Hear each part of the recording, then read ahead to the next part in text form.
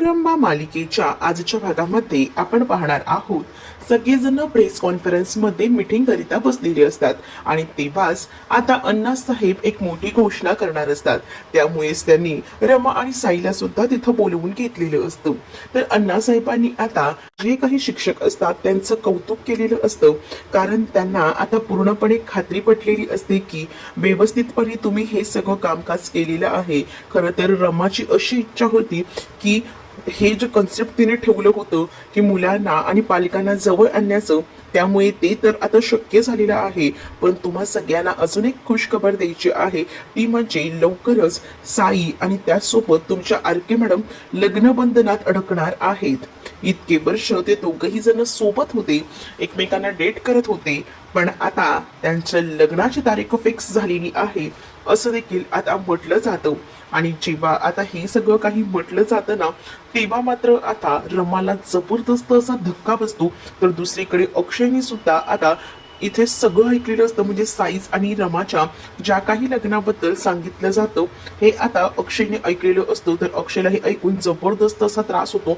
विचारायला इतके दिवस वाटत होतं की रमानं ते साईसोबत लग्न केलं आहे, पण ते लग्न काही झालेलं नव्हतं. पण आता जेव्हा ही सगळी गोष्ट त्याला समजते ना, तेव्हा मात्र आता त्याला समजतच नसतं की काय करू आणि काय नाही ते. तर साई मात्र आता रमाकडे पाहत असतो आणि त्याला त्याच्या चेहऱ्यावर सरळ सरळ दिसत असतं की रमा या सगळ्यामुळे खुश नाहीये. मात्र अण्णासाहेब आता म्हणतात की एका आठवड्याभरातच यांचा साखरपुडा आहे आणि महिन्याभरातच यांचं लग्न सुद्धा होणार आहे अशी देखील आता घोषणा केली जाते. त्याच वेळेला सगळं काही एकदम फास्ट घडतंय हे कुठेतरी वाटत असतं आणि म्हणूनच रमा जी आहे ती थोडी डिस्टर्ब असते. परंतु आता पुढच्या आठवड्यात साखरपुडा आहे आणि त्याचसोबत तो एका महिन्यात लग्न आहे हे सगळं काही बाहेर उभं राहून आरोही आणि त्याचसोबत इथे असणाऱ्या अक्षयने ऐकलेलं असतं. अक्षयला आधीच त्रास होत असतो, त्यातच आरोही त्याला विचारत असते की बाबा मला सांग ना, साखरपुडा म्हणजे काय.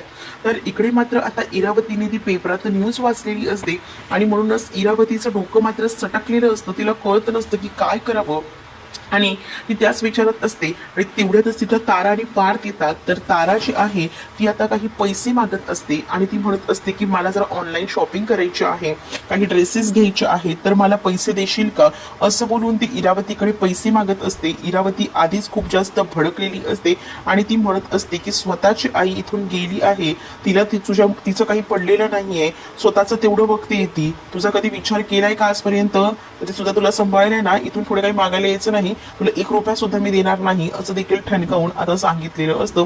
आणि जेव्हा काही हे सगळं ठणकावून सांगितलं जातं तेव्हा मात्र आता इथे असणारी जी तारा असते ती तोंड घेऊन गुपचूपपणे निघून जाते, कारण तिच्याकडे दुसरा कोणताही ऑप्शन उरलेला नसतो. तर पार्थ जो आहे तो निर्लज्जसारखा तिथेच उभा असतो, कारण त्याला सुद्धा काही पैसे व्हिडिओ गेम्स घेण्यासाठी हवे असतात. पण त्याला डायरेक्टच ती म्हणते की तुला आता काही वेगळ्या भाषेत सांगायचं आहे का, तिला तर मी सांगितलं ना, तेच तुला तर वेगळं सांगू का, तुम्हा दोघांनाही 1 रुपया सुद्धा मी देणार नाही, चालते बा इथून, दोघांनाही सांभाळायला की मग इथे मी बसली आहे का असं बोलून ती दोघांनाही सुनावू लागते. कारण तिच्या मनामध्ये आता बऱ्याच गोष्टी सुरू असतात, कारण तिने इतके वर्ष जे काही ठरवून आणलं होतं ते सगळं आता कुठेतरी धुईस मिळतं की काही अशी भीती असते. आणि तिला असं वाटत असतं की त्या आरकेची आणि त्याचसोबत या अक्षयची भेट व्हायला नको, काही झालं तरी सुद्धा त्याला कळायला नको की तीच रमा आहे आरके मॅडम म्हणजे.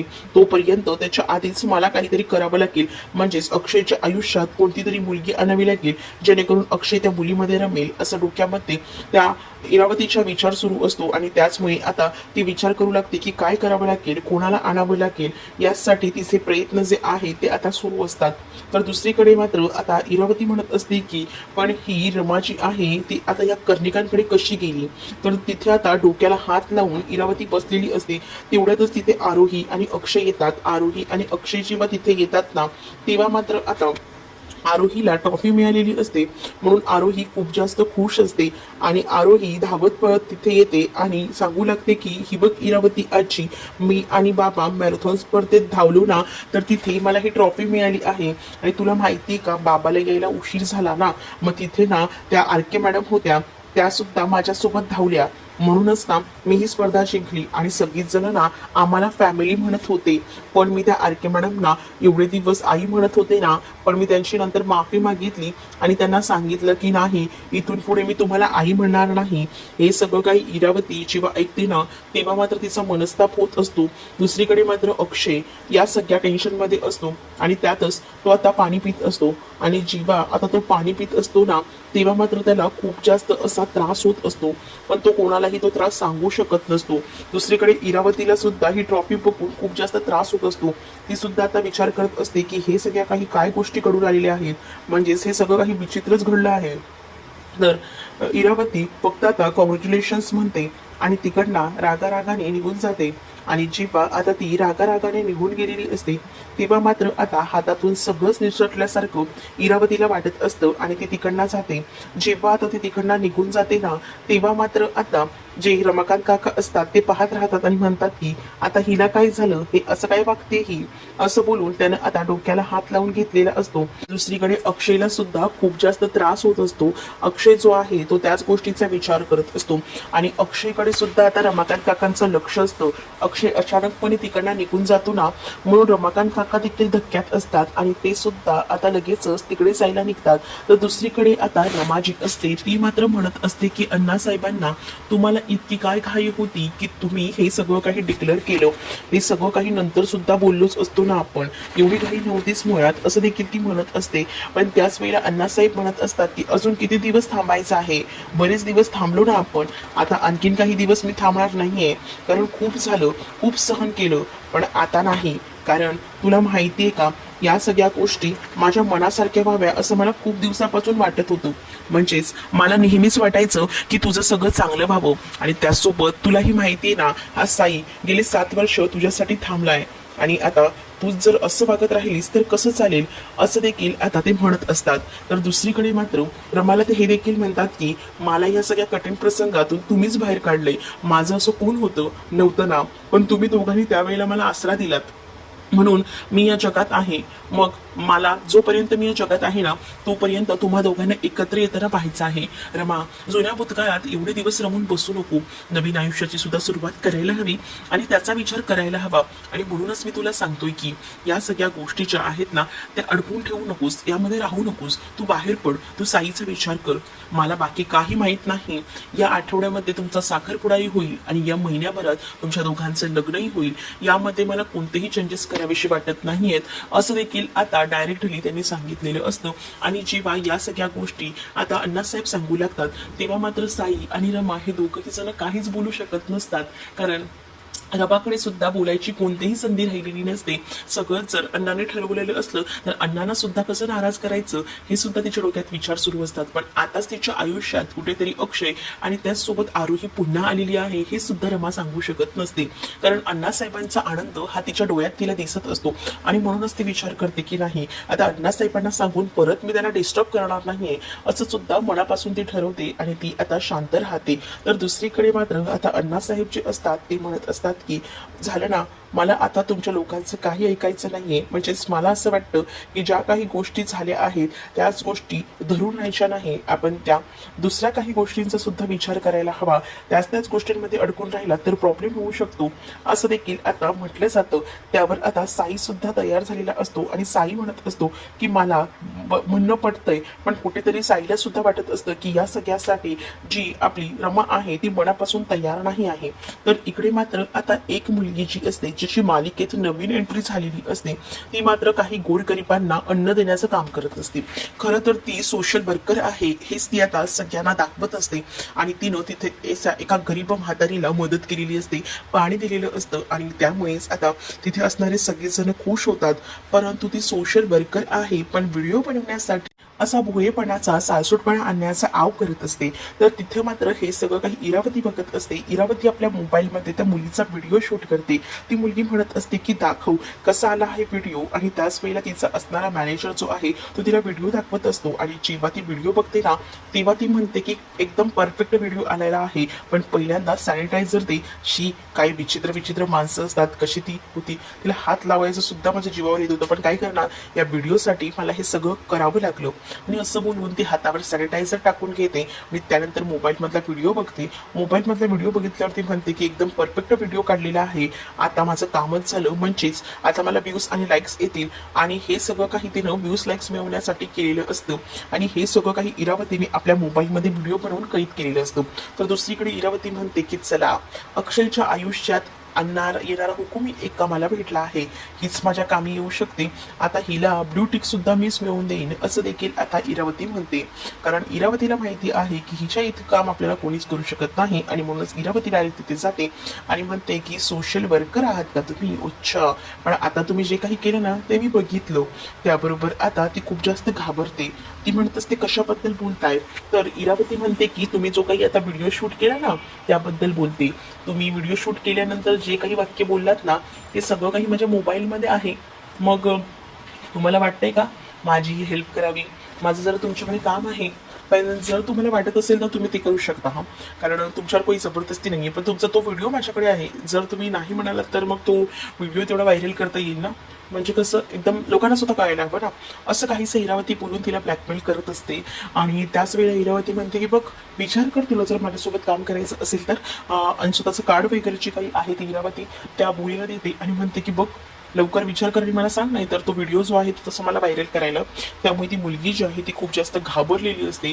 तिला आता कळून चुकतं, जर आपलं एवढं सोशल वर्कर म्हणून सोशल साईट्सवर नाव आहे, सगळीकडे आपले व्हिडिओ व्हायरल होत आहेत, पण इथे जर या बाईने हा माझा व्हिडिओ व्हायरल केला तर मी गोत्यात येऊ शकते, माझं सगळं करिअर संपू शकतो, याचा सुद्धा विचार आता ती करत असते. कारण सगळीकडनं तिचं आता मरण झालेलं असतं, काही सुचत नसतं की काय करावं. कारण ज्या काही गोष्टी ज्या आहेत त्या इरावतीने नेमक्या मोबाईलमध्ये कैद केलेल्या असतात ना, त्यामुळे आता तिला ही धोक्याची मोठी सूचना असते असंच म्हणायला हरकत नाही. दुसरीकडे अक्षय जो आहे तो मात्र आता रूममध्ये आलेला असतो आणि जेव्हा अक्षय रूममध्ये येतो ना तेव्हा मात्र आता त्याला खूप जास्त त्रास होत असतो. कारण त्याला आता एक गोष्ट कळलेली असते की रमाचा साखरपुडा होणार आहे, रमाचं लग्न होणार आहे, म्हणूनच त्या काही गोष्टी ज्या आहेत ना त्या त्याच्या मनाला खूप जास्त लागत असतात. आणि इतके दिवस त्याला वाटलंही नव्हतं की रमाची आणि त्याची भेट अशी होईल, आणि आता जी काही भेट झालेली असते त्यामुळे त्याला जो आहे तो खूप जास्त त्रास होत असतो आणि म्हणूनच तो एकदम बेचैन झालेला असतो. तेवढ्यातच तिथे आता रमाकांत काका अर्थात आरोही सुद्धा आलेली असते. रमाकांत काका अक्षयला म्हणतात की अक्षय तुला काय होतंय. अक्षयला आता असा पॅनिक अटॅक जो येतो ना तो आलेला असतो आणि त्याच वेळेला मात्र आता आरोहीला समजतं की जसा आजीला पॅनिक अटॅक यायचा तसाच बाबांना सुद्धा पॅनिक अटॅक आलेला आहे. आता बाबाला या सगळ्यातून मलाच बाहेर काढावं लागेल असं बोलून ती आता विचार करू लागते. आणि त्याच वेळेला आता ती अक्षयला मात्र थांबवायचा प्रयत्न करते. त्यावेळेला तिच्या लक्षात येतं की एकदा आजीने आपल्याला असंच काहीसं सांगितलं होतं की असा जेव्हा पॅनिक अटॅक यायचा ना तेव्हा तिची आई म्हणजेच रमा जी आहे ना ती असं काहीसं करायची ज्याच्यामुळे लगेच तो त्रास निघून जायचा. म्हणूनच तिने एक चाफ्याचं फूल आणलेलं असतं आणि त्याचा सुवास जो आहे तो आता अक्षयला दिलेला असतो. आणि अक्षयला जेव्हा ती आता तो सुवास देते ना तेव्हा मात्र अक्षयला थोडं बरं वाटतं. तर हे सगळं काही तुला कसं काय सुचलं असं देखील तिला अक्षय विचारतो. त्यावर अक्षयला ती सांगते की मला ना सीमा आजी नेहमीच सांगायची की तिला सुद्धा असा त्रास व्हायचा ना तेव्हा माझी आई तिला असं फूल द्यायची, तेव्हा तिला बरं वाटायचं. त्याच वेळेला आता अक्षयला पुन्हा एकदा रमाची आठवण करून आरोहीने दिलेली असते. त्यामुळे अक्षयला पुन्हा त्रास होऊ लागतो आणि तो म्हणतो की मला हे फूल वगैरे काहीच नको आहे आणि तो स्वतःला त्रास करून घेत असतो. त्याच वेळेला आता त्याला जे आहे ना ते रमाचं बोलणं सुद्धा आठवतं. कारण रमाने विचारलेलं असतं की आता भेटल्यावर सुद्धा आई कशा आहेत, तर तो फूल मात्र ते फेकून देतो. आरोहीला तो शांत करतो. रमाकांत काका देखील अक्षयला शांत करतात, पण अक्षय म्हणतो की मला थोडा वेळ एकटं सोडा. तर रमाकांत काका आरोही आणि अर्थाला घेऊन तिकडनं निघून जातात. तर अक्षय मात्र जो आहे तो स्वतःला जास्त त्रास करून घेत असतो. तर दुसरीकडे आता जी रमा असते ती सुद्धा एकटी बसलेली असते आणि तिला अक्षयचे एक एक शब्द आठवत असतात. अक्षय तिला कशा पद्धतीने टोचून बोलत होता, त्याचसोबत अक्षयने जो काही भूतकाळ सांगितला होता या सगळ्या गोष्टींचा आता रमा विचार करत असते. त्याच वेळेला आता रमा विचार करते की म्हणजे इतक्या वर्षांनंतर मला माझी मुलगी भेटली सुद्धा मी माझ्या मुलीला ओळखू शकले नाही. खरंच ना मला एकदमच कसं तरी वाटतंय. त्या मुलीनं मला ओळखलं, तिने पहिल्याच भेटीत मला आई अशी हाक मारली. म्हणजेच ती आईबद्दल किती जाणून आहे. म्हणजे तिला हे सुद्धा माहित नाहीये की मीच तिची आई आहे. तिने माझा एकदाही फोटो पाहिला नाहीये. म्हणजे अक्षयने एवढं सगळं सांगून ठेवलंय, पण मला माझ्या मुलीचा भेटल्याचा आनंद सुद्धा व्यक्त करता येत नाहीये. एकतर कित्येक वर्षानंतर मला माझी मुलगी समोर दिसते, पण मी तिला घट्ट मिठी मारू शकत नाहीये, तिला जवळही घेऊ शकत नाहीये. असं देखील आता रमा एकटीच रडत बसत बोलत असते. त्यातच अण्णांनी आता तिचं आणि त्यासोबत आता साईचं लग्न करण्याचा घाट सुद्धा घातलेला असतो.